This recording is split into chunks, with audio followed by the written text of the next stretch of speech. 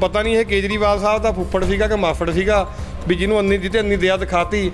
हुण लोकां नूं तां 50 करोड़ बचा लिया, 60 करोड़ बचा लिया कही जाने हैं, और तो पता नहीं कई 100 करोड़ दे के भी नहीं दस रहे भी हले भी कितना रेट है इहदा। फिर वो काला कच्छा गैंग दिल्लियों आ गया, आके पंजाबियां नूं गुलाम बनाने की कोशिश कर रहा है। इत्थे आए झोला टंग के आए, चप्पल पा के आए, रीबॉक के बूट पा के चले गए। 70% दिल्ली के स्कूल थोड़ा वैबसाइट तो पता लग जाएंगे कि सैमी पक्का स्ट्रक्चर ने। यह है दिल्ली मॉडल भी ये वाकई किसानों नाल खड़े है या सिर्फ लिफाफेबाजी है? इन्होंने तो बीजेपी दब ली, मैं तो है ही छोटा जा। तो उन्होंने कहा सीगा भी 70 साल में इससे अच्छा कानून जो है नहीं आया किसानों के लिए। हुण लड़ाई आम आदमी वर्सेस केजरीवाल है। कुछ इन्फॉर्मेशन मंगिया और उस विच दिल्ली सरकार टोटली एक्सपोज हो गई है। पहली आरटीआई सेम डिपार्टमेंट सारा कुछ दे दिंदा है, दूजी आरटीआई च लुको लैंदा है। 150 करोड़ अरविंद केजरीवाल ने अपनी वाहवाही ते खर्च दिया। 29,472 करोड़ रुपए का कर्जा कला दिल्ली जल बोर्ड ते है। ਜਿਹੜਾ ਰਾਘਵ ਚੱਡਾ ਉਹਦੇ ਕਰਜ਼ੇ ਮਾਫ ਕਰਨ ਨੂੰ ਫਿਰਦਾ ਨਾ। 65,000 ਕਰੋੜ ਜਿਹੜਾ ਦੱਸ ਰਹੇ ਨੇ ਲੋਕਾਂ ਨੂੰ, ਉਹਨਾਂ ਚੋਂ 13,000 ਕਰੋੜ ਜਿਹੜਾ ਲਿਫਾਫਾ ਹੈ। ਕੇਜਰੀਵਾਲ ਭਗਵੰਤ ਮਾਨ ਨੂੰ ਬਾਹਰ ਕਰਨਾ ਚਾਹੀਦਾ। ਜਿਹੜੇ ਸਕੂਲ ਐਜੂਕੇਸ਼ਨ ਔਰ ਹੈਲਥ ਹੈ ਉਸ ਤੇ ਵੀ ਮੇਰੇ ਕੋਲ ਆਰਟੀ ਹੈਗੀ, ਇਹਨਾਂ ਦਾ ਖੁਲਾਸਾ ਪਾਉਣ ਵਾਲੇ ਸਮਝ ਕਰਾਂਗੇ। ਸਾਰੇ ਦਰਸ਼ਕਾਂ ਦਾ ਬਹੁਤ-ਬਹੁਤ ਸਵਾਗਤ ਹੈ। ਸਾਡੇ ਨਾਲ ਵਾਲੀਆ ਸਾਹਿਬ ਨੇ और वालिया साहब थोड़े दिन पहला तक स्पोक्स परसन सी आम आदमी पार्टी के, और ये बड़े सीनियर एडवोकेट ने। इन्होंने कुछ आरटीआईज पाइया ने दिल्ली सरकार के उपर, कुछ इन्फॉर्मेशन मंगिया और उस विच दिल्ली सरकार टोटली एक्सपोज हो गई है। उन्होंने दिल्ली मॉडल एक्सपोज हो गया और सच सामने आ गया। जड़ा बहुत देर तो आम आदमी पार्टी कह रही है दिल्ली मॉडल वो दिल्ली मॉडल के कुछ आरटीआईज दे विच ही सारे खुलासे हो गए हैं। वालिया साहब, तुसी किस किस मुद्दे ते आरटीआई पाई? देखो, मेरे कुछ सोर्सिस सीगे दिल्ली के अंदर ਜਿਹੜੇ कि दसदे सीगे कि भी दिल्ली सरकार ने, जिवें मोदी साहब कहने आपदा में अफसर, जो कोविड टाइम सीगा तो दिल्ली सरकार ने आपदा में अफसर देखते हुए कुछ अपने ਜਿਹੜਾ ਆਕਸੀਜਨ ਕੰਸਨਟਰੇਟਰ ਜਾਂ ਹੋਰ ਕੋਈ ਇਕੁਇਪਮੈਂਟ ਹੋ ਗਿਆ ਉਹਨਾਂ 'ਚ ਕੁਝ ਨਾ ਕੁਝ ਕੀਤਾ ਹੈ। ਸੋ ਆਕਸੀਜਨ ਕੰਸਨਟਰੇਟਰ ਨੂੰ ਲੈ ਕੇ ਮੈਂ ਥੋੜ੍ਹਾ ਜ਼ਿਆਦਾ ਕੰਸਨਟਰੇਟ ਕੀਤਾ, ਅਤੇ ਕਿਉਂਕਿ ਉਹ ਆਕਸੀਜਨ ਲੋਕਾਂ ਦੀ ਮੌਤਾਂ ਜਿਹੜੀਆਂ ਆਕਸੀਜਨ ਕਰਕੇ ਜ਼ਿਆਦਾ ਹੋ ਰਹੀ ਸੀਗੀਆਂ। ਉਹ 'ਤੇ ਮੈਂ ਆਰਟੀਆਈ ਪਾਈ ਤੇ ਪੁੱਛਿਆ ਕਿ ਵੀ ਕਿੰਨੇ ਕੁ ਆਕਸੀਜਨ ਕੰਸਨਟਰੇਟਰ ਜਿਹੜੇ ਜਨਵਰੀ 2020 ਤੋਂ ਲੈ ਕੇ ਮਾਰਚ 2021 ਤੱਕ ਦਿੱਲੀ ਸਰਕਾਰ ਨੇ ਖਰੀਦੇ, ਅਤੇ ਕਿਸ ਰੇਟ ਨੂੰ ਖਰੀਦੇ, ਤੇ ਕਿਹੜੇ ਜਿਹੜੇ ਸੀਗੇ ਕੋਟੇਸ਼ਨਾਂ ਜਿਹੜੀਆਂ ਸੀਗੀਆਂ ਜਿਨ੍ਹਾਂ ਨੇ ਦਿੱਤੀਆਂ, ਜਿਹੜੇ ਸਕਸੈਸਫੁਲ ਬਿਡਰ ਸੀਗੇ ਉਹ ਕਿਹੜੀ ਕੰਪਨੀ ਸੀ, ਕਿਹੜੀ ਕੰਪਨੀ ਤੋਂ ਕਿੰਨੇ ਕਿਸ ਰੇਟ ਨੂੰ ਖਰੀਦੇ। ਤੇ ਤੁਹਾਨੂੰ ਸਭ ਨੂੰ ਪਤਾ ਹੈ ਕਿ ਵੀ ਤੁਹਾਡੇ ਦਰਸ਼ਕਾਂ ਨੂੰ ਵੀ ਮੈਂ ਸਾਰਾ ਆਈਡੀਆ ਹੋਏਗਾ ਜਿਹੜੇ ਸਰਕਾਰੀ ਟੈਂਡਰ ਪਾਉਂਦੇ ਹੋਣਗੇ ਕਿ ਜਦੋਂ ਵੀ ਸਰਕਾਰੀ ਟੈਂਡਰ ਫਲੋਟ ਹੁੰਦਾ ਤਾਂ ਇੱਕ ਰੇਟ ਹੁੰਦਾ। ਸਪੋਜ਼ ਦੈਟ ਆਪਾਂ ਇੱਕ ਮਾਈਕ ਲੈਣੇ ਆ, 100 ਮਾਈਕ ਲੈਣੇ ਆ, ਤਾਂ ਸਰਕਾਰ ਨੇ ਮਾਈਕ ਪਰਚੇਜ਼ ਕਰਨ ਵਾਸਤੇ ਟੈਂਡਰ ਫਲੋਟ ਕਰਨਾ ਹੈ ਅਤੇ ਤੁਸੀਂ 5 ਰੁਪਏ ਬੋਲੀ ਲਾਈ, ਮੈਂ 6 ਰੁਪਏ ਬੋਲੀ ਲਾਈ, ਤਾਂ ਅੰਡਰਸਟੂਡ ਹੈ ਕਿ ਤੁਹਾਡੀ 5 ਰੁਪਏ ਦੀ ਜਿਹੜੀ ਬੋਲੀ ਹੈਗੀ ਹੈ ਉਹ ਕੁਆਲਿਟੀ ਚੈੱਕ ਕਰਨਗੇ, ਮੁੜ ਕੇ ਉਹ ਬੋਲੀ ਜਿਹੜੀ ਹੈਗੀ ਹੈ ਉਹਨੂੰ ਜਿਹੜੀ ਵਧੀਆ ਕੁਆਲਿਟੀ ਯਾਰ ਘੱਟ ਰੇਟ 'ਤੇ ਹੋਏਗੀ ਉਹਨੂੰ ਸਕਸੈਸਫੁਲ ਬਿਡਰ ਅਨਾਊਂਸ ਕਰਕੇ ਉਹ ਤੋਂ ਬਾਅਦ ਉਹ ਤੋਂ ਉਹ ਮਾਲ ਚੱਕ ਲੈਣਗੇ। ਪਰ ਇੱਥੇ ਦਿੱਲੀ ਸਰਕਾਰ ਨੇ ਕੁਛ ਅਜੀਬ ਹੀ ਕਰਤਿਆ। ਪਹਿਲਾਂ ਮੈਂ ਤੁਹਾਨੂੰ ਦਿਖਾਉਣਾ ਚਾਹੂੰਗਾ ਕਿ ਦਿੱਲੀ ਸਰਕਾਰ ਦੀ ਆਰਟੀ ਜਿਹੜੀ ਮੈਂ ਕਿਹੜੇ ਪੋਰਟਲ 'ਤੇ ਪਾਈ, ਤਾਂ ਕਿ ਇਹਦੇ ਨਾਲੇ ਕਨੈਕਟਡ ਇੱਕ ਹੋਰ ਆਰਟੀ ਹੈਗੀ ਉੱਥੇ ਕੀ ਘਪਲਾ ਹੋਇਆ ਉਹ ਵੀ ਨਾਲ ਪਤਾ ਲੱਗ ਜਾਏਗਾ। ਇਹ ਸੀਗਾ DR, ਜਦ ਤੁਸੀਂ ਸਾਈਟ 'ਤੇ ਜਾਓਗੇ ਔਨਲਾਈਨ ਆਰਟੀਆਈ 'ਤੇ ਤਾਂ DROHS/2021 ਇਹ ਡਿਪਾਰਟਮੈਂਟ ਦੇ ਨਾਮ 'ਤੇ ਮੈਂ ਆਰਟੀਆਈ ਜਿਹੜੀ ਪਾਈ ਹੈ। ਇਹ ਡਾਇਰੈਕਟਰ ਹੈਲਥ ਹੈ, ਇਹ ਹੈਗਾ government of national capital territory Delhi, director of health and services. ਇਹ ਮੈਂ ਤੁਹਾਨੂੰ ਦਿਖਾਉਣਾ ਚਾਹੁੰਦਾ ਹੈ ਤਾਂ ਕਿ ਕਲੀਅਰ ਹੋ ਜਾਏ ਸਾਰਾ ਕਿ ਆਰਟੀਆਈ ਜਿਹੜੀ ਹੈਗੀ ਹੈ ਇਸ 'ਚ 2550 मतलब 2550 ਆਕਸੀਜਨ ਕੰਸਨਟਰੇਟਰ ਦਿੱਲੀ ਸਰਕਾਰ ਨੇ ਟੈਂਡਰ ਫਲੋਟ ਕਰਕੇ ਬਿਡ ਇਨਵਾਈਟ ਕੀਤੀ। ਇਹ ਸਕਸੈਸਫੁਲ ਬਿਡਰ ਜਿਹੜੇ 5 ਸਕਸੈਸਫੁਲ ਬਿਡਰ ਇਸ ਰਹੇ, ਅਤੇ ਪਰ ਸਰਪ੍ਰਾਈਜ਼ਿੰਗਲੀ ਇਹ ਹੋਇਆ ਕਿ 5 ਸਕਸੈਸਫੁਲ ਬਿਡਰ ਦੇ ਰੇਟ ਅਲੱਗ ਨੇ। ਮਤਲਬ ਪਹਿਲਾਂ 200 ਕੰਸਨਟਰੇਟਰ ਲਏ 39,543 ਦੇ ਰੇਟ 'ਤੇ, ਫਿਰ 800 ਕੰਸਨਟਰੇਟਰ ਲਏ ਜੋ ਦਿੱਲੀ ਬੇਸਡ ਬੰਦਾ ਸੀਗਾ ਉਸ ਤੋਂ 49,700 ਦੇ ਰੇਟ 'ਤੇ, फिर उसके बाद 550 चों 300 ऑक्सीजन कंसनट्रेटर ले 53,424 के रेट पर, 250 लिते 39,543 के रेट पर, 515 लिते 52,900 के रेट पर, 485 लिते 49,543 के रेट पर। सो अन्ना रेट डिफरेंस 5 लीटर का कंसनट्रेटर। मैं कहना तुसीं क्वालिटी भी ला लो 1%, माड़ा मोटा 19-20 का फर्क भी क्वालिटी किसी चीज़ हैगा, तो उस रेट का 12-12 13-13 हज़ार का फर्क थोड़ी होगा। अप्रोक्सीमेटली ये 12 करोड़ के ऑक्सीजन कंसनट्रेटर जो दिल्ली सरकार ने खरीदे एक साल सिर्फ 2550 कंसनट्रेटर, लोगों की जान जद बचाने की लोड़ सी। फिर हुण तुसीं आ जाओ ये कनैक्टिड RTI।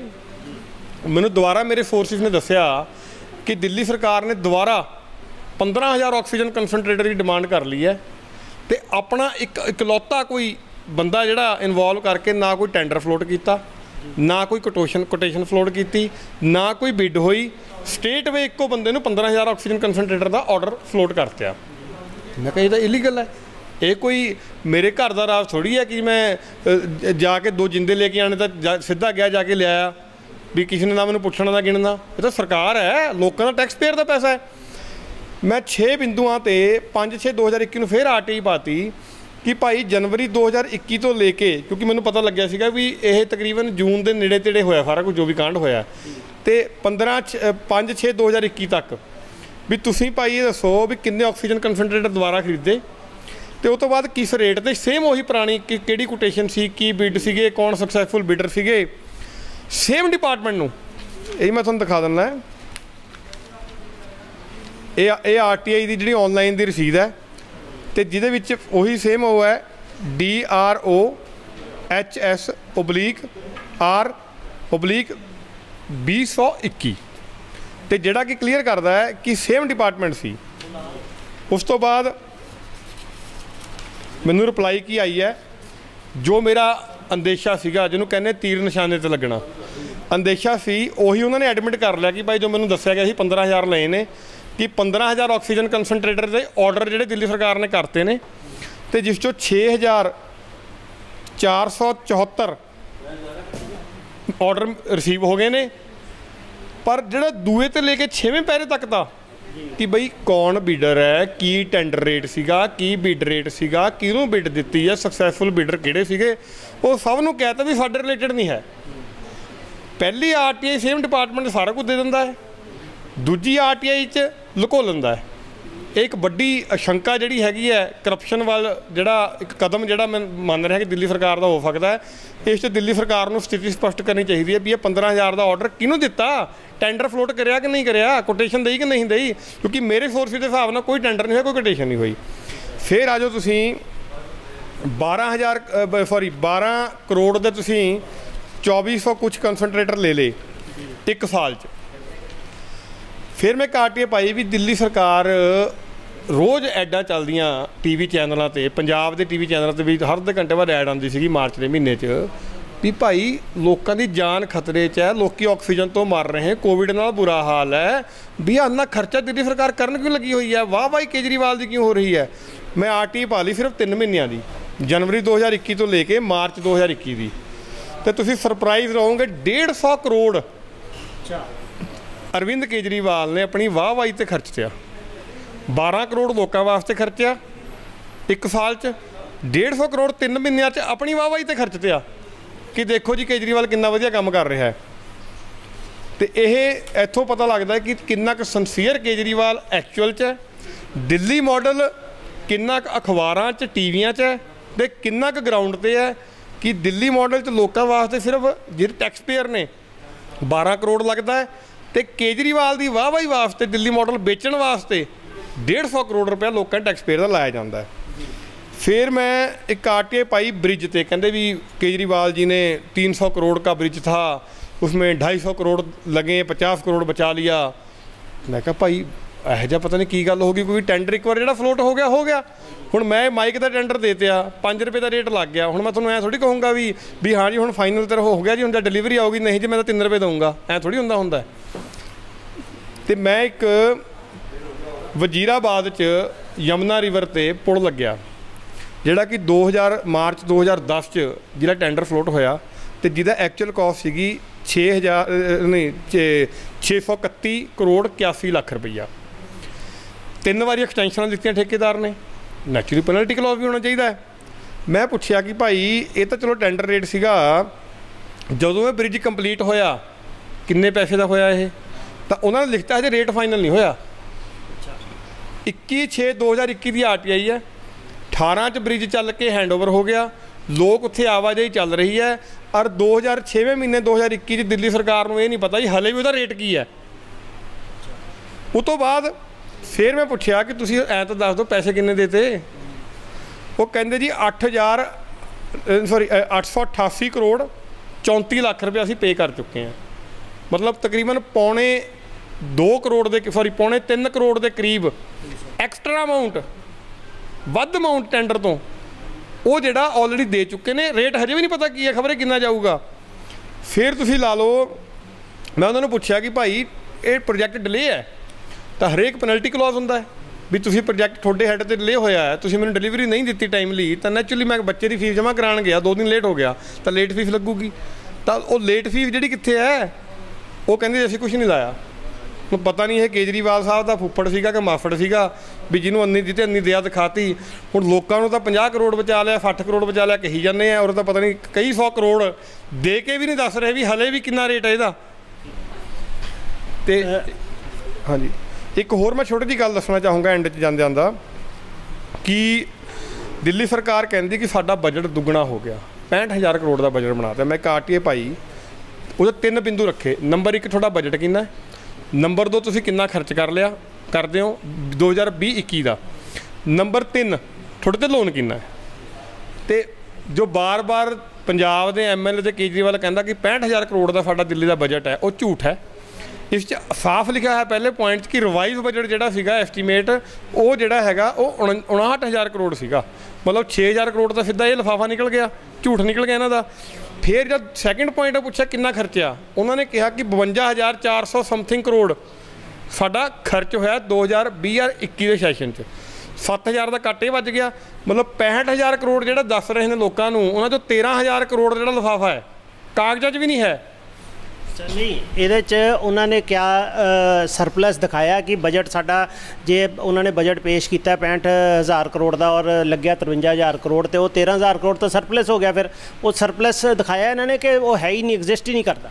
नहीं मैं थोड़ा तो दस रहा ना, देखो इन्हें लिखा budget estimate 2020-21 rupees 65,000 crore and revised estimate budget 2020-21 59,000 crore. Revised budget का मीनस ये होंदा ना कि तुसीं दोबारा रिवाइज किया भी भाई कितना बजट देना है, वो तो वैसे डाउन आ गया 6,000 करोड़। ये तो लग्या तो है ही नहीं, ये तो हले बजट पेश किया भी भाई असीं ये चीज़ां इन्ने पैसे च करांगे, खर्चा तो बाद खर्चांगे तो बाद च है ना, जब खर्चणगे जब खर्चियाँ तो 52,458 करोड़ है, खर्चा आना दिखाया 65,000 करोड़, खर्चा 52,000, फिर 65,000 क्यों नहीं खर्चा जो थोड़ा बजट 65,000 का सीगा।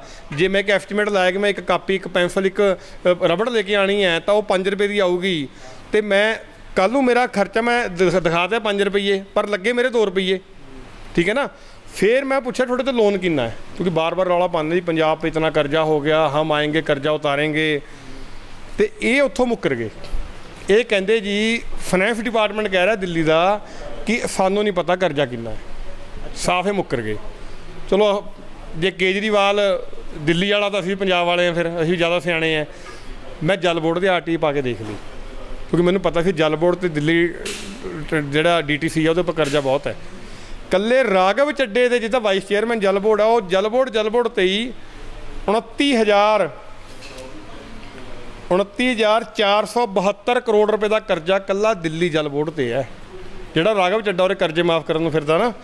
तो 2015 तो 2019 तक 1,400 करोड़ जल बोर्ड 1,400 करोड़ के घाटे चल रहा है, कर्जा लेने तो बाद भी घाटे चल रहा है। फिर जो आप DTC की गल करिए तो 20,000 करोड़ के करीब कर्जा DTC से है। मतलब जे ऑल टुगैदर सब इकट्ठे कर लिया जाए तो तकरीबन जे 52,000 करोड़ रुपया खर्च रहे हैं लोगों वास्ते बजट च ये, तो 50,000 करोड़ तक कर्जा है। सो ये है असल दिल्ली मॉडल। ਵਾਲੀਆ ਸਾਹਿਬ, ਜਿਸ ਤਰ੍ਹਾਂ ਤੁਸੀਂ ਗੱਲ ਕਹੀ ਵੀ ਪੌਣੇ 300 ਕਰੋੜ ਦਾ ਫਰਕ ਤਾਂ ਉੱਥੇ ਹੀ ਆ ਗਿਆ ਵੀ 600 ਕਰੋੜ ਦਾ ਬਜਟ ਸੈਂਕਸ਼ਨ ਸੀਗਾ, ਵੀ ਟੈਂਡਰ ਹੋਇਆ 600 ਕਰੋੜ 'ਚ, ਤੇ ਹੁਣ 800 ਕਰੋੜ ਦੇ ਆਸ-ਪਾਸ ਉਹ ਪੇਮੈਂਟ ਕਰ ਚੁੱਕੇ ਨੇ। ਤੁਸੀਂ ਆ ਵੀ ਬੜਾ ਵੱਡਾ ਖੁਲਾਸਾ ਕੀਤਾ ਹੈ ਕਿ ਜਲ ਬੋਰਡ ਦੇ ਉੱਪਰ ਕਿੰਨਾ ਕਰਜ਼ਾ ਹੈ ਔਰ DTC ਤੇ ਕਿੰਨਾ ਕਰਜ਼ਾ ਹੈ। ਤੁਸੀਂ ਤਾਂ ਪਾਰਟੀ ਦੇ ਵਿੱਚ ਰਹੇ ਹੋ, ਤੁਸੀਂ ਦਿੱਲੀ ਕਦੀ ਗਏ ਵੀ ਹੋਵੋਗੇ, ਸਕੂਲ ਵੀ ਵੇਖੇ ਹੋਣਗੇ, ਜਿਹੜੇ ਹਸਪਤਾਲ ਹੈ ਉਹ ਵੀ ਦੇਖੇ ਹੋਣਗੇ। ਬਾਰ-ਬਾਰ ਇਹ ਕਹਿ ਰਹੇ ਨੇ ਵੀ ਅਸੀਂ ਬਹੁਤ ਵਧੀਆ ਸਕੂਲ ਬਣਾਤੇ ਪ੍ਰਾਈਵੇਟ ਲੈਵਲ ਦੇ ਔਰ ਹਸਪਤਾਲ ਬਣਾਤੇ ਪ੍ਰਾਈਵੇਟ ਲੈਵਲ ਦੇ, ਉਹਦੇ ਬਾਰੇ ਤੁਹਾਡਾ ਕੀ ਕਹਿਣਾ ਹੈ? ਦੇਖੋ, ਜਿਹੜੇ ਸਕੂਲ ਐਜੂਕੇਸ਼ਨ ਔਰ ਹੈਲਥ ਹੈ ਉਸ 'ਤੇ ਵੀ ਮੇਰੇ ਕੋਲ ਆਰਟੀ ਹੈਗੀ, ਇਹਨਾਂ ਦਾ ਖੁਲਾਸਾ ਪਾਉਣ ਵਾਲੇ ਸਮਝ ਕਰਾਂਗੇ। ਪਰ ਮੈਂ ਉਹੀ ਕਹੂੰਗਾ ਵੀ ਜਿਵੇਂ ਮੋਦੀ ਸਾਹਿਬ ਦਾ ਗੁਜਰਾਤ ਮਾਡਲ ਸੀਗਾ, ਉਵੇਂ ਦਿੱਲੀ ਮਾਡਲ ਹੈ। ਮੋਦੀ ਸਾਹਿਬ ਗੁਜਰਾਤ ਮਾਡਲ ਦਿਖਾ ਕੇ ਕਾਬਜ਼ ਹੋ ਗਏ ਐਜ਼ ਏ ਪ੍ਰਾਈਮ ਮਿਨਿਸਟਰ ਦੇਸ਼ 'ਤੇ ਬਾਅਦ ਜਦੋਂ ਗੁਜਰਾਤ ਮਾਡਲ ਖੁੱਲ੍ਹਣ ਲੱਗਿਆ ਤਾਂ ਪਤਾ ਲੱਗਿਆ ਗੁਜਰਾਤ ਮਾਡਲ 5-10% ਹੀ ਹੈ, ਬਾਕੀ ਸਾਰਾ ਜਿਹੜਾ ਨੋ ਡਾਊਟ, ਮੈਂ ਨਹੀਂ ਕਹਿੰਦਾ ਕਿ 5-10% ਡਿਵੈਲਪਮੈਂਟ ਨਹੀਂ ਹੋਈ ਦਿੱਲੀ 'ਚ, ਮੈਂ ਐਡਮਿਟ ਕਰਦਾ ਉਸ ਚੀਜ਼ ਨੂੰ, ਪਰ 80-85% ਜਿਹੜਾ ਹੈ ਉਹ ਗੁਜਰਾਤ ਮਾਡਲ ਵਰਗਾ ਦਿੱਲੀ ਮਾਡਲ ਹੈ। ਰਹੀ ਗੱਲ ਸਕੂਲ ਹੈਲਥ ਦੀ, ਆਉਣ ਵਾਲੇ ਸਮੇਂ 'ਚ ਉੱਤੇ ਵੀ ਆਰਟੀ ਹੈਗੇ, ਖੁਲਾਸਾ ਕਰੂੰਗਾ। ਪਰ ਜਾਂਦੇ ਜਾਂਦੇ ਇੱਕ ਚੀਜ਼ ਜ਼ਰੂਰ ਕਹਿ ਦੂੰਗਾ ਸਕੂਲਾਂ ਵਾਸਤੇ ਤੁਹਾਡੇ ਦਰਸ਼ਕਾਂ ਨੂੰ ਕਿ ਦਿੱਲੀ ਸਕੂਲ ਦੀ ਵੈਬਸਾਈਟ ਖੋਲ੍ਹ ਕੇ ਦੇਖ ਲਿਓ, ਉਸ 'ਚ 1058 ਸਕੂਲ 1058 ਸਕੂਲ ਹੈਗੇ ਨੇ। ਉਹ ਕੱਲਾ ਸਕੂਲ ਖੋਲ੍ਹ ਕੇ ਦੇਖ ਲਿਓ, ਉਸ 'ਚ 3 ਕੈਟਾਗਰੀਜ਼ ਨੇ ਸਟਰਕਚਰਸ ਦੀਆਂ। ਇੱਕ ਤਾਂ ਹੈ ਪੱਕਾ ਸਟਰਕਚਰ, ਇੱਕ ਸੈਮੀ ਪੱਕਾ ਸਟਰਕਚਰ, ਇੱਕ ਹੈਗਾ ਕੈਬਿਨ ਟਾਈਪ। ਹੁਣ ਸਾਰੇ ਜਾਣਦੇ ਨੇ ਪੱਕਾ ਸਟਰਕਚਰ ਤਾਂ ਹੁੰਦਾ ਲੈਂਟਰ ਵਾਲੀ ਬਿਲਡਿੰਗ, ਸੈਮੀ ਪੱਕਾ ਸਟਰਕਚਰ ਹੁੰਦਾ ਹੈ ਕਿ ਕੰਧਾਂ ਬਣੀਆਂ ਹੋਈਆਂ ਨੇ ਪਰ ਉੱਪਰ ਟੀਨ ਸ਼ੈੱਡ ਪਿਆ ਹੋਇਆ। ਕੈਬਿਨ ਸਟਰਕਚਰ ਹੁੰਦਾ ਸਾਰੇ ਲੋਹੇ ਦਾ ਸਟਰਕਚਰ। 70% ਦਿੱਲੀ ਦੇ ਸਕੂਲ ਤੁਹਾਨੂੰ ਵੈਬਸਾਈਟ 'ਤੇ ਪਤਾ ਲੱਗ ਜਾਣਗੇ ਕਿ ਸੈਮੀ ਪੱਕਾ ਸਟਰਕਚਰ ਨੇ। ਇਹ ਹੈ ਦਿੱਲੀ ਮਾਡਲ। ਬਾਕੀ ਅਗਲੇ ਵੱਡੇ ਖਲਾਸੇ ਸਕੂਲਾਂ 'ਤੇ ਕਿੰਨੇ ਕਲਾਸਰੂਮ ਬਣੇ, ਉਹ 20,000 ਦਾ ਜਿਹੜਾ ਕਹਿੰਦੇ ਮੈਂ ਕਲਾਸਰੂਮ ਬਣਾ ਤੇ ਕੇਜਰੀਵਾਲ 500 ਸਕੂਲਾਂ ਦੇ ਬਰਾਬਰ, ਉਹਦਾ ਝੂਠ ਵੀ ਛੇਤੀ ਆਪਾਂ ਕਲੀਅਰ ਕਰਾਂਗੇ। ਵਾਲੀਆ ਸਾਹਿਬ, ਮੈਂ ਲਾਸਟ ਮੇਰਾ ਸਵਾਲ ਹੈ ਕਿ ਕੀ ਐਸੇ ਹਾਲਾਤ ਬਣ ਗਏ ਜਾਂ ਤੁਹਾਡੇ ਮਨ ਨੂੰ ਕੀ ਠੇਸ ਲੱਗੀ ਕਿ ਤੁਸੀਂ ਆਮ ਆਦਮੀ ਪਾਰਟੀ ਛੱਡਤੀ? ਕਿਉਂਕਿ ਹੁਣ ਇਸ ਵੇਲੇ ਅੱਜ ਪੰਜਾਬ ਦੇ ਵਿੱਚ ਬਹੁਤ ਰੌਲਾ ਚੱਲ ਰਿਹਾ ਹੈ ਕਿ ਆਮ ਆਦਮੀ ਪਾਰਟੀ ਦੀ ਥੋੜ੍ਹੀ ਹਵਾ ਬੰਦੀ ਜਾਂਦੀ ਹੈ, ਵੀ ਲੋਕੀ ਸੋਚ ਰਹੇ ਨੇ ਵੀ ਅਕਾਲੀਆਂ ਨੂੰ ਵੀ ਟਰਾਈ ਕਰ ਲਿਆ, ਕਾਂਗਰਸ ਨੂੰ ਵੀ ਕਰ ਲਿਆ, ਅਸੀਂ ਇੱਕ ਵਾਰੀ ਆਮ ਨੂੰ ਵੀ ਟਰਾਈ ਕਰਕੇ ਵੇਖ ਲਈਏ। ਤੁਹਾਡੇ ਕੀ ਐਸੇ ਸਮੀਕਰਨ ਬਣੇ ਕਿ ਤੁਹਾਨੂੰ ਆਮ ਆਦਮੀ ਪਾਰਟੀ ਛੱਡਣੀ ਪੈ ਗਈ? ਦੇਖੋ, ਆਮ ਆਦਮੀ ਪਾਰਟੀ ਜਿਹੜੀ ਹੈਗੀ ਹੈ, ਅਸੀਂ ਬੜੀ ਮਿਹਨਤ ਕੀਤੀ, ਲੱਗੇ ਰਹੇ 7-8 ਸਾਲ ਤੋਂ। 4 ਸਾਲ ਵੀ ਅਸੀਂ 2017 ਜਦੋਂ ਸਾਰੇ ਭੱਜ ਗਏ, ਕੇਜਰੀਵਾਲ ਮਜੀਠੀਆ ਸਾਹਿਬ ਤੋਂ ਮਾਫੀ ਮੰਗ ਕੇ ਭੱਜ ਗਿਆ ਸੀਗਾ ਤੇ ਆਸ਼ੀਸ਼ ਕਥਾਨ ਦੌੜ ਗਿਆ, ਸਾਰੇ ਦਿੱਲੀ ਵਾਲੇ ਦੌੜ ਗਏ, ਇੱਥੇ ਆਏ, ਝੋਲਾ ਟੰਗ ਕੇ ਆਏ, ਚੱਪਲ ਪਾ ਕੇ ਆਏ, ਰੀਬੌਕ ਦੇ ਬੂਟ ਪਾ ਕੇ ਚਲੇ ਗਏ, ਤੇ ਉਹ ਤਾਂ ਲੁੱਟ ਲੱਟ ਕੇ ਲੰਘ ਗਏ ਤੇ ਪਿੱਛੇ ਪਰਚੇ ਖਰਚੇ ਸਾਰੇ ਸਾਡੇ ਪੰਜਾਬੀਆਂ ਨੇ ਝੱਲੇ। 4 ਸਾਲ ਮਿਹਨਤਾਂ ਕੀਤੀਆਂ, ਪਾਰਟੀ ਖੜੀ ਰੱਖੀ। ਇੱਕ ਟਾਈਮ ਸੀ ਜਦੋਂ 2017 ਤੋਂ ਬਾਅਦ ਇਹੋ ਜਿਹਾ ਮਾਹੌਲ ਆ ਗਿਆ ਸੀ ਜਿਵੇਂ 2013 ਦਾ ਮਾਹੌਲ ਹੁੰਦਾ ਹੈ ਕਿ ਗਿਣੇ ਚੁਣੇ 250-300 ਬੰਦਾ ਪਾਰਟੀ 'ਚ ਰਹਿ ਗਿਆ ਸੀਗਾ। ਆਖਿਰ ਤਾਂ ਜਦੋਂ ਸਾਲ ਰਹਿ ਗਿਆ ਇਲੈਕਸ਼ਨ ਆਉਣ ਨੂੰ, ਫਿਰ ਉਹ ਦਿੱਲੀ ਵਾਲਾ ਗੈਂਗ ਆ ਗਿਆ। ਮੈਂ ਇਹਨੂੰ ਕਾਲਾ ਕੱਛਾ ਗੈਂਗ ਹੀ ਕਹੂੰਗਾ ਕਿਉਂਕਿ ਸੀਜ਼ਨਲ ਗੈਂਗ ਹੈ ਉਹ ਫਿਰ ਉਹ ਕਾਲਾ ਕੱਛਾ ਗੈਂਗ ਦਿੱਲੀੋਂ ਆ ਗਿਆ, ਆ ਕੇ ਪੰਜਾਬੀਆਂ ਨੂੰ ਗੁਲਾਮ ਬਣਾਉਣ ਦੀ ਕੋਸ਼ਿਸ਼ ਕਰ ਰਿਹਾ। ਉਹ ਕਹਿ ਰਿਹਾ ਜੇ ਜਿਹੜਾ ਪੰਜਾਬੀ ਮੇ ਸਾਡਾ ਗੁਲਾਮ ਬਣੇਗਾ ਤੇ ਉਹ ਪਾਰਟੀ 'ਚ ਰਹੇਗਾ, ਉਹਦੀ ਪੁੱਛਗਿੱਛ ਹੋਊਗੀ, ਉਹੀ ਕੁਝ ਕਰੇਗਾ। ਜਿਹੜਾ ਸਾਡਾ ਗੁਲਾਮ ਨਹੀਂ ਬਣੂਗਾ ਤੇ ਉਹਨੂੰ ਅਸੀਂ ਇਗਨੋਰ ਕਰ ਦਾਂਗੇ, ਉਹਦੀ ਮਿਹਨਤ ਨੂੰ ਇਗਨੋਰ ਕਰ ਦਾਂਗੇ, ਉਹਦੇ ਅਸੀਂ 8 ਸਾਲ ਲਾਏ ਇਗਨੋਰ ਕਰ ਦਾਂਗੇ। ਤਾਂ ਮੈਂ ਇੱਕ ਗੈਰਤਮੰਦ ਪੰਜਾਬੀ ਹੋਣ ਦੇ ਨਾਤੇ ਉਹਨਾਂ ਦੀ ਗੁਲਾਮੀ ਨਾ ਮਨਜ਼ੂਰ ਕੀਤੀ ਔਰ ਕਿਹਾ ਮੈਂ ਇਕੱਲਾ ਨਹੀਂ, ਹੋਰ ਐਸੇ ਕਈ ਹਜ਼ਾਰਾਂ ਵਲੰਟੀਅਰਸ ਮੇਰੇ ਵਰਗੇ ਹੈਗੇ ਨੇ ਜਿਹੜੇ ਕੁਝ ਨਹੀਂ ਬੋਲ ਰਹੇ, ਕੁਝ ਬੋਲ ਵੀ ਰਹੇ ਨੇ, ਜਿਨ੍ਹਾਂ ਨੇ ਉਹਨਾਂ ਦੀ ਗੁਲਾਮੀ ਨਕਾਰਤੀ ਔਰ ਸਾਫ਼ ਕਹਿਤਿਆ ਕਿ ਪੰਜਾਬ 'ਚ ਹੁਣ ਚੱਲੇਗੀ ਕੇਜਰੀਵਾਲ ਵਰਸਸ ਆਮ ਆਦਮੀ ਪਾਰਟੀ। ਇੱਕ ਤਾਂ ਕੇਜਰੀਵਾਲ ਹੈ ਦਿੱਲੀ ਟੀਮ, ਰਾਘਵ ਚੱਡਾ, ਸੰਦੀਪ ਪਾਠਕ, ਦੂਜੀ ਹੈ ਆਮ ਆਦਮੀ ਪਾਰਟੀ ਆਮ ਵਲੰਟੀਅਰ ਜਿਹੜੇ ਸੰਵਿਧਾਨ ਤੇ ਸਿਧਾਂਤ ਨੂੰ ਲੈ ਕੇ ਅਸੀਂ 2013 ਤੋਂ ਚੱਲੇ ਸੀਗੇ। ਤਾਂ ਹੁਣ ਲੜਾਈ ਆਮ ਆਦਮੀ ਵਰਸਸ ਕੇਜਰੀਵਾਲ ਹੈ। ਤਾਂ ਆ ਜਿਹੜੀ ਭਗਵੰਤ ਮਾਨ ਸਾਹਿਬ ਨਾਲ ਵੀ ਹੋ ਰਿਹਾ, ਇਹ ਵੀ ਉਹੀ ਲੜਾਈ ਹੈ ਕਿਉਂਕਿ ਭਗਵੰਤ ਮਾਨ ਸਾਹਿਬ ਵੀ ਆਮ ਆਦਮੀ ਨਾਲ ਖੜੇ ਨੇ ਤੇ ਕੇਜਰੀਵਾਲ ਭਗਵੰਤ ਮਾਨ ਨੂੰ ਬਾਹਰ ਕਰਨਾ ਚਾਹੁੰਦਾ। ਉਹੀ ਲੜਾਈ ਦਿੱਲੀ ਸ਼ੁਰੂ ਹੋ ਚੁੱਕੀ ਹੈ ਪੰਜਾਬ 'ਚ। ਮੈਨੂੰ 100% ਉਮੀਦ ਹੈ ਕਿ ਆਮ ਆਦਮੀ ਜਿੱਤੇਗਾ ਔਰ ਕੇਜਰੀਵਾਲ ਦਾ ਲਾਣਾ ਜਿਹੜਾ ਦਿੱਲੀੋਂ ਉੱਠ ਕੇ ਆਇਆ ਇਹ ਹਾਰੇਗਾ। ਅੱਛਾ ਵਾਲੀਆ ਸਾਹਿਬ, ਇੱਕ ਸਵਾਲ ਹੋ ਰਿਹਾ ਹੈ ਕਿ ਆਮ ਆਦਮੀ ਪਾਰਟੀ ਬਹੁਤ ਕਹਿ ਰਹੀ ਹੈ ਕਿ ਅਸੀਂ ਕਿਸਾਨਾਂ ਦੇ ਹਿੱਤ 'ਚ ਹਾਂ, ਅਸੀਂ ਕਿਸਾਨਾਂ ਦੇ ਨਾਲ ਖੜੇ ਹਾਂ, ਅਸੀਂ ਕਿਸਾਨਾਂ ਦੀ ਮੰਗਾਂ 'ਚ ਉਹਨਾਂ ਦੇ ਨਾਲ ਮੋਢਾ ਜੋੜ ਕੇ ਖੜੇ ਹਾਂ, ਹੋਰ तमाम ਵਾਅਦੇ ਕਰ ਰਹੀ ਹੈ ਕਿਸਾਨਾਂ ਨੂੰ। ਇਹ ਹੈ लेकिन ਜਦੋਂ ਆਰਡੀਨੈਂਸ ਆਇਆ ਉਦੋਂ ਕੇਜਰੀਵਾਲ ਸਾਹਿਬ ਕੁਝ ਬੋਲੇ ਨਹੀਂ। ਉਸ ਤੋਂ ਬਾਅਦ ਜਦੋਂ ਬਿੱਲ ਆ ਗਿਆ, ਮੂਵਮੈਂਟ ਸ਼ੁਰੂ ਹੋ ਗਈ, ਉਦੋਂ ਬੋਲੇ। ਤੁਹਾਡਾ ਇਹਦੇ ਬਾਰੇ ਕੀ ਕਹਿਣਾ ਹੈ ਵੀ ਇਹ ਵਾਕਈ ਕਿਸਾਨਾਂ ਨਾਲ ਖੜੇ ਆ ਜਾਂ ਸਿਰਫ ਲਿਫਾਫੇਬਾਜ਼ੀ ਹੈ? ਦੇਖੋ, ਕੇਜਰੀਵਾਲ ਸਾਹਿਬ ਦੀ ਤੁਸੀਂ ਵੀਡੀਓ ਦੇਖ ਲਿਓ ਜ਼ਰੂਰ, ਜਿਹੜੀ ਆਰਡੀਨੈਂਸ ਜਦੋਂ ਆਇਆ ਸੀਗਾ ਉਸ ਟਾइम ਦੀ, तो उन्होंने कहा सीगा भी 70 साल में इससे अच्छा कानून जो है नहीं आया किसानों के लिए। ये उन्होंने ऑडियो आजकल वायरल भी काफ़ी हो रही है, वीडियो वायरल भी हो रही है। दूजी गल ਤੁਹਾਨੂੰ याद होगा 26 नवंबर 2020 ਨੂੰ ਸਾਡੇ किसान भाईचारा पूरे देश चों उठ के पहला पंजाब तो तुरिया, मुੱਢ पंजाब ने बन्निया, क्योंकि पंजाब हमेशा बागियां की धरती कहाने हैं। क्योंकि जे पंजाब बागी ना होंदा तो साडा देश आज़ाद ना होंदा, जे पंजाब बागी ना होंदा, पंजाब इस बागी पंजाब के नौजवान अज बॉर्डरां ते ना होंदे तो अज चाइना तो लेके पाकिस्तान साडे बॉर्डरां ते कब्जे कर चुके होंदे। सो जे पंजाब बागी रहा तो असीं अज इंडिपेंडेंट कंट्री, इंडिपेंडेंट देश जी रहे हैं। सो पंजाब बागी होया, उन्होंने मूवमेंट शुरू की 26 नवंबर ਨੂੰ एक हंगारा भरिया कि असीं दिल्ली जावांगे, हरियाणा नाल जुड़िया। पर 23 नवंबर 2020 ਨੂੰ Arvind Kejriwal Delhi gazette notification trade and commerce की ओपन मंडी की लागू कर चुकिया सीगा, वो लागू कर चुकिया सीगा। उस तो बाद उन्होंने देखा भी जब मूवमेंट तो वध गई, इन्होंने तो बीजेपी दब ली, मैं तो है ही छोटा जा। इन्होंने फिर दसंबर च लिया के, थोड़ा याद होगा, उन्होंने बिल फाड़े सीगे। वो बिल क्यों फाड़े सीगे? वो इस करके फाड़े सीगे कि मोदी साहब की गोदी 'च बैठना पै जाए, किते मोदी साहब नाराज़ ना हो जाए। वो बिल फाड़ के ड्रामा कराया। पंजाब वाले लीडरां ने कहा भी असीं बिल रद्द हो गए जी, रद्द हो गए। पर वो बिल फाड़े सीगे, रद्द इस करके नहीं होए सीगे क्योंकि एक बिल जिहड़ा ओपन मंडी वाला केजरीवाल दिल्ली 'च लागू कर चुकिया सीगा। पर जदों दा रौला पिया, हुण फिर एक ड्रामा केजरीवाल ने कराया। उन्हें कहा जी असीं बिलों नूं रिपील करन वास्ते रेजोल्यूशन लेके आंदा है, पर उहदी नोटिफिकेशन अज तक नहीं हुई। अज भी 23 नवंबर 2020 का ट्रेड एंड कमर्स का ओपन मंडी वाला जिहड़ा बिल है, कानून है, 3 काले कानूनों चों वो दिल्ली च लागू है। ये मैं क्लीयर कहना, कोई भी आम आदमी पार्टी का लीडर मैं ओपन चैलेंज दिंदा है, आके मैनूं कह दे कि वो लागू नहीं है। जे उन्होंने नहीं पता, मेरे को आके नोटिफिकेशन ले जाए। वालिया साहब ने बहुत वड्डे खुलासे किए ने। एक तो दिल्ली मॉडल बारे बड़ा वड्डा खुलासा किया है बई वो हाथी के दंद वाला प्रोग्राम है, उन्हों का हाथी के दंद खाण वाले होर ते खाण वाले होर। तुसी फैसला करना है, तुसी किस कैंडीडेट नूं वोट पानी है, किस पार्टी नूं पानी है। लेकिन वालिया साहब का यह कहना है कि इस बार वोट पाने तो पहला सारिया पार्टियां नूं एक बारी चैक कर लेना, कैंडीडेटां नूं चैक कर लेना, फिर अपनी वोट पाना। सारे दर्शकों का बहुत बहुत धन्यवाद साडे नाल जुड़न दा।